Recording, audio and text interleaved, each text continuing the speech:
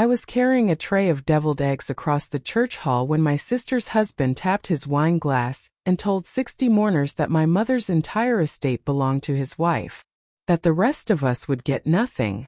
I set the tray down. I didn't argue. I didn't cry. I just watched him smile like a man who'd already spent the money. What he didn't know was that a quiet old man by the coffee urn had a folder in his car.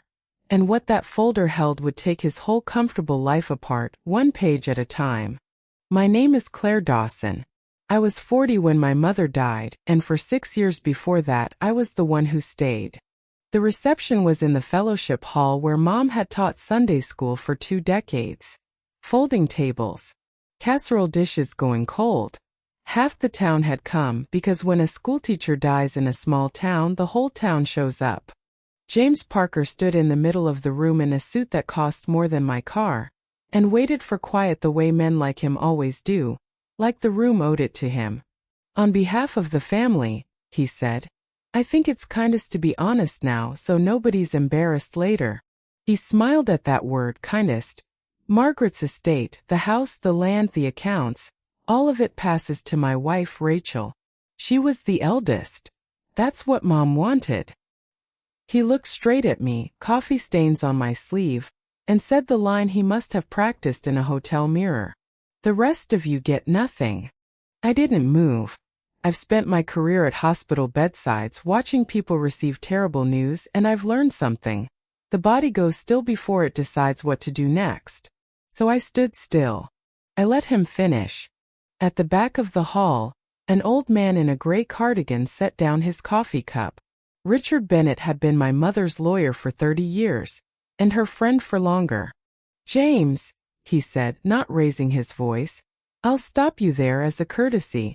The will you're describing is the old one. Margaret signed a new will 3 years ago in my office, properly witnessed. Nobody announces an estate at a funeral, son. That's not how any of this works. You could hear the furnace tick. James's smile stayed on his face the way a sign stays lit after the store's gone dark. That's not possible, he said.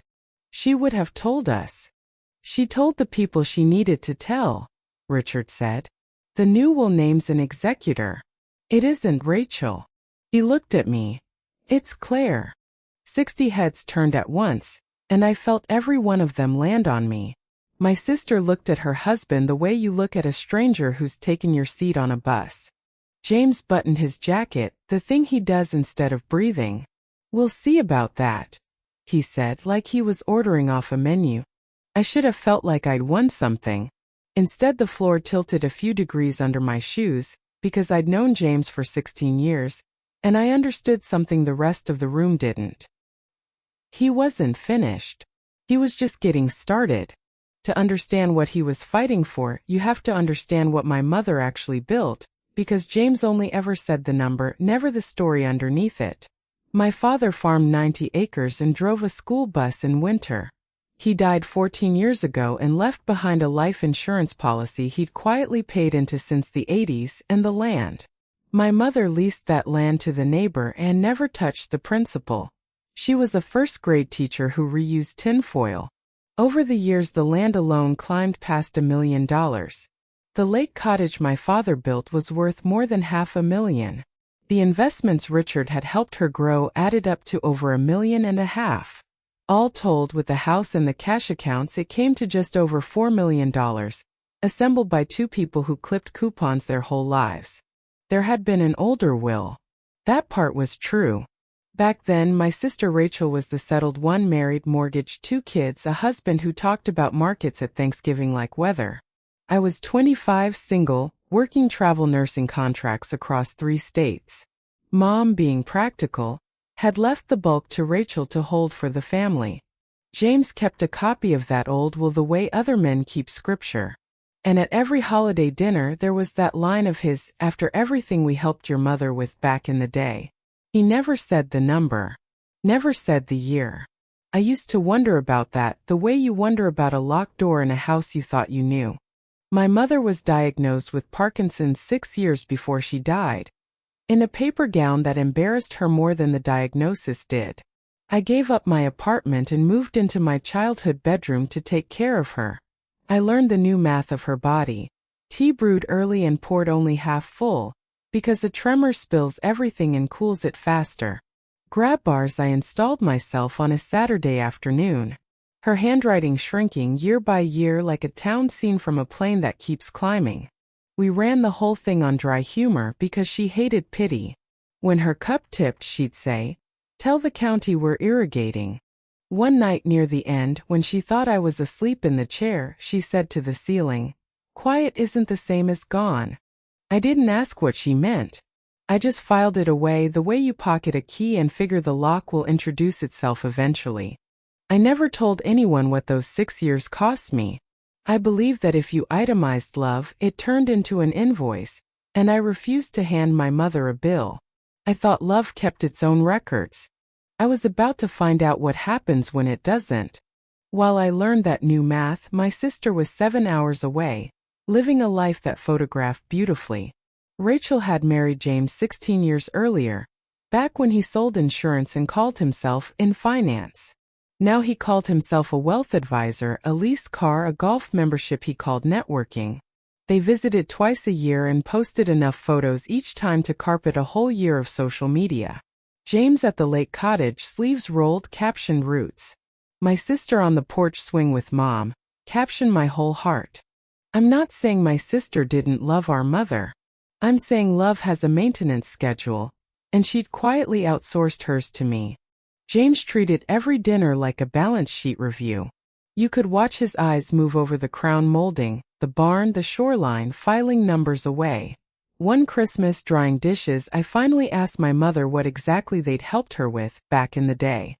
She wrung the towel once, set it down, and said, "That's not the story he thinks it is." Then the television came on, and she turned up the volume, which in our family counts as a legal ruling. 11 days after the funeral, the formal notices went out by certified mail, just like Richard said they would. No drama. Just the county doing its paperwork. I read mine at the kitchen table, my mother's medication chart still taped to the refrigerator because I hadn't been able to take it down. The will was dated 3 years back. It named me executor. It left me the house, the land, the cottage, and the accounts. It left Rachel our mother's jewelry, and a $250,000 education trust for her 2 kids, along with a letter of explanation held at Richard's office. I sat with that page a long time. Some people hear a prize in the word executor. I heard a shift assignment, a fiduciary duty, a legal obligation to carry out someone's wishes whether or not your relatives scream at you. My mother hadn't left me money. She'd left me a post to hold. That night my phone rang. It wasn't the wine glass version of James. It was something worse, warmth. He talked about family, about sitting down like adults before lawyers turned it into a circus.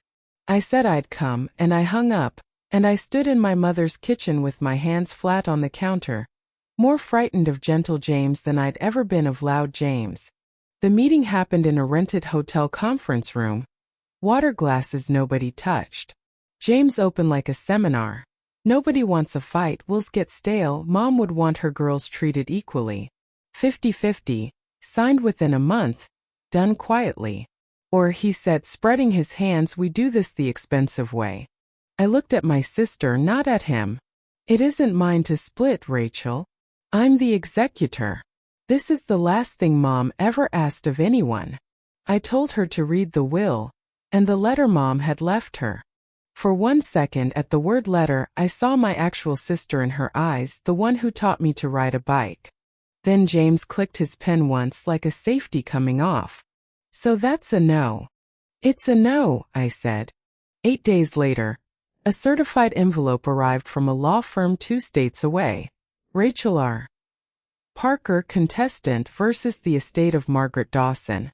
They were challenging the will. Grounds, undue influence. And the person they said had done the influencing, the person named on every single page, was me. That night I sat down with the 14-page complaint my sister's lawyers had filed, and I read my own life turned into a crime.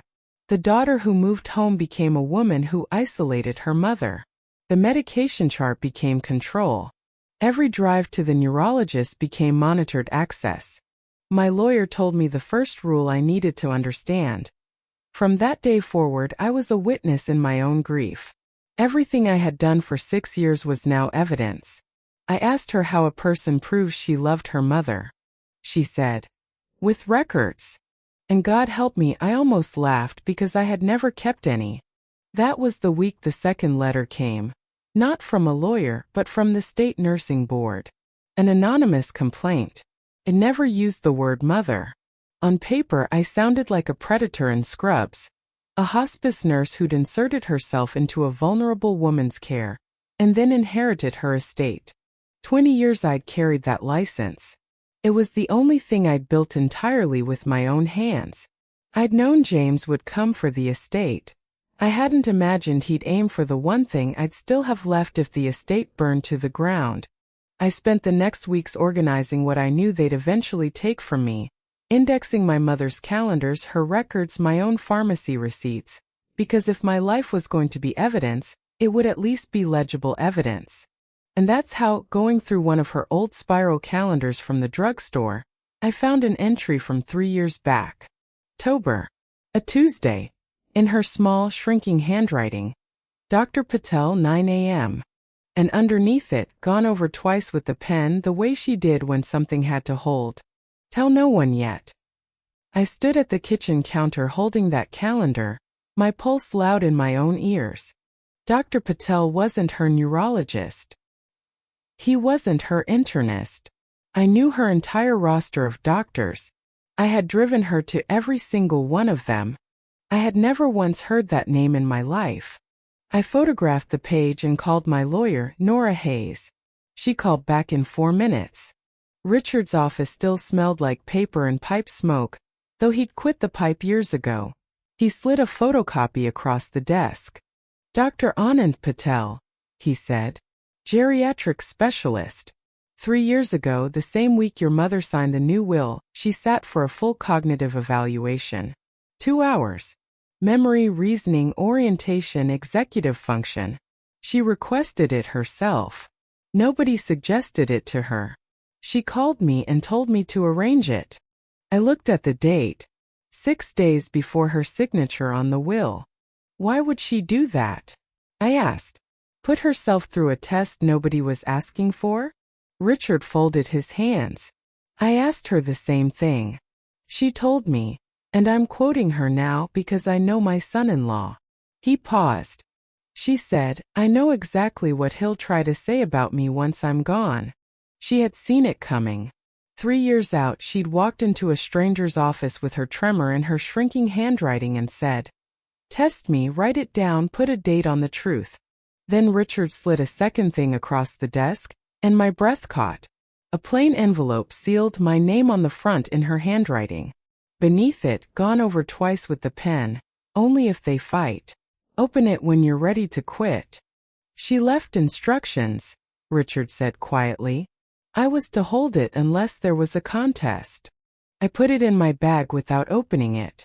Then Richard said gently, "There's one more thing in the will, Claire. You're not going to like it." Page 6. Standard font, quiet as a landmine. A no contest clause. Any beneficiary who challenged the will would forfeit whatever it gave them. My mother had approved it. My sister had already triggered it by filing, which meant if I successfully defended my mother's wishes, Rachel would lose everything the will gave her. Not just the jewelry. The $250,000 trust for her 2 kids. 2 kids who still sent me birthday cards would lose their futures as a side effect of my winning. "He knows about the clause," Nora said when I brought her the page. "Only Rachel's name is on this lawsuit. Not his. If she loses, she forfeits. His hands stay clean." She looked at me over her glasses. "He built the trap out of your decency. I'd admire it if I didn't hate it." In the months that followed, James came to the house himself. Not to talk, but to walk the property line with a realtor, pointing at the roofline, saying words like curb appeal loud enough to carry. "Just getting a fair valuation," he called out, friendly as a billboard. Then quieter just for me. "You know you're living in an asset, right? I didn't argue. I went inside, called Nora, and by Friday we had a court order confirming my exclusive authority over the property until the case resolved. A small win. But I noticed something after the realtor left. James sat in his car at the end of the driveway for a long time, just looking at the house. Not on his phone. Not leaving. Just looking. My deposition happened in a great conference room with bad coffee. Their lawyer, a polished man named Whitfield, built his questions like a man laying bricks. Every answer of mine turned into another bar of a cage. Who chose her doctors? Who managed her medications? Who was alone with her when she signed? Then late in the day he opened a folder like he was plating dessert. 2 years ago, you paid a roofing contractor $18,000 from your personal savings. Correct. Correct. The roof over the north bedrooms failed in an ice storm. My mother was sleeping under it. And 4 months later, you transferred $18,000 from your mother's account into your own. Yes. Reimbursement at her insistence. Was there a written agreement? Anything she signed authorizing that transfer? There wasn't. There was only my mother at the kitchen table saying, "Take it back, honey, I'm not a charity case," and me wiring it back because arguing with her was a losing sport. Whitfield let the silence sit. Then, almost kindly, "Isn't that what they call financial exploitation of an elder?" That's where they ended the day, with that phrase hanging in the recycled air. My sister called at midnight a week later, whine in her voice and fear underneath it. James says the medication logs look bad. I told her the logs looked like Parkinson's because that's a disease of constantly changing dosages, and any doctor would say so in 9 seconds. Silence. Then she said the thing I don't think she knew was cruel. "You made it look easy. You never once asked for help." She was right. I never had. I told myself asking would shame our mother, that love shouldn't send invoices. And in all that quiet nobility, I had handed my sister a gift she never knew she was holding, permission to believe it was easy, to stay in her life 4 states away, because Claire's got it. Claire always has it. My silence had been her alibi, and I had notarized it year after year. The financial exploitation charge should have terrified me. Instead, it sent Nora digging. "Discovery's a two-way street," she told me on the phone. "I want to know about that $30,000 James keeps mentioning at every family dinner." She pulled 12 years of bank records tied to the estate, every statement, every file my mother had kept at Richard's office. And there it was. The famous $30,000 James had spent a decade describing as help he and Rachel had given my mother. Except the wire went the wrong direction. It left my mother's account, a schoolteacher's account, and landed in James and Rachel's, the year he quit insurance to start his own advisory firm. My mother had staked him. In her own handwriting in her own checkbook register. Loan J&R brokerage startup. There was no repayment. Not one entry. Not ever. He'd taken her money, failed to return a cent of it, and then spent 12 years telling the story backward until the whole family, including me, half believed she owed them. "It gets better," Nora said, laying more pages on the table. 2 business loans behind on payments. A car lease 2 months delinquent. A firm hemorrhaging clients. The man who announced $4 million at a funeral, she said, was a man drowning in front of 60 people in a very good suit. I asked her not to lead with it at trial. "Not yet. First," I said, "I use it my way." I asked my sister to meet me alone. No lawyers, no husbands. At the old diner on the highway where our mother used to take us after dentist appointments. She came, which told me something. I put the bank records on the table between us and used the voice I use with families outside hospital rooms. 12 years ago, Mom loaned you and James $30,000 for the brokerage. It was never repaid.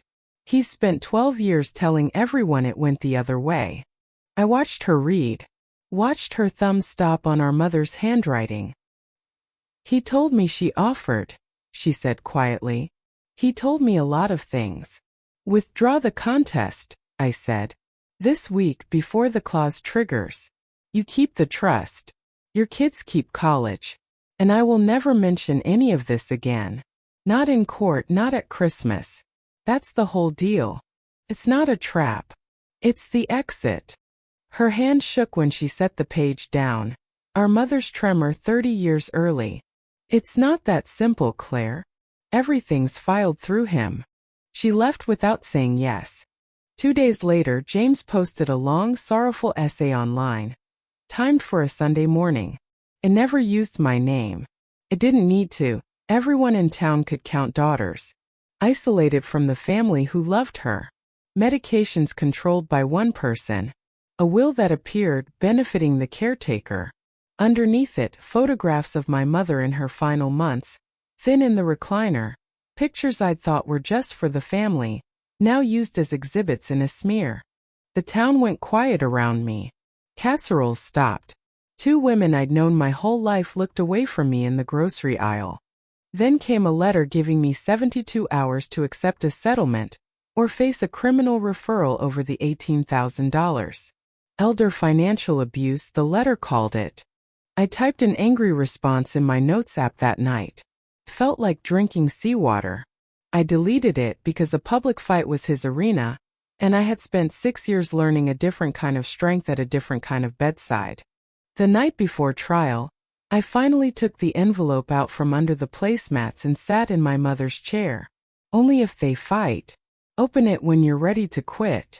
I understood finally what it meant. It was never a prize for surrender. She'd known the exact night I'd be sitting in her chair. The night before I had to stand up in public and be looked at, which she knew I'd rather die than do. She'd known that would be the night I'd want to quit. I broke the seal. 1 page, her shrinking handwriting gone over twice at the parts that mattered. She wrote about the tea, the medication chart, the nights I sat outside her door listening to her breathe. A ledger of everything, kept where no lawyer could ever subpoena it. And near the bottom, the line she'd pressed hardest into the paper. Let them look at you, Claire. Being seen isn't a betrayal of the care. It's the last part of it. I slept 4 hours. Better than I had in months. At the courthouse the next morning, my sister was already on the steps, alone, holding her purse like a railing. I read the letter, she started. I need to tell you something before we go in.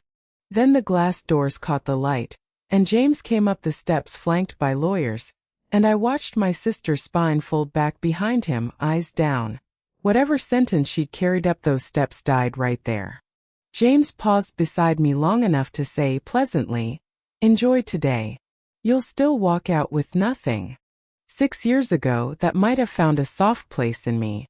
Then you have nothing to worry about," I said and walked inside. Dr. Patel testified first, calm and unhurried. Full evaluation requested by my mother herself.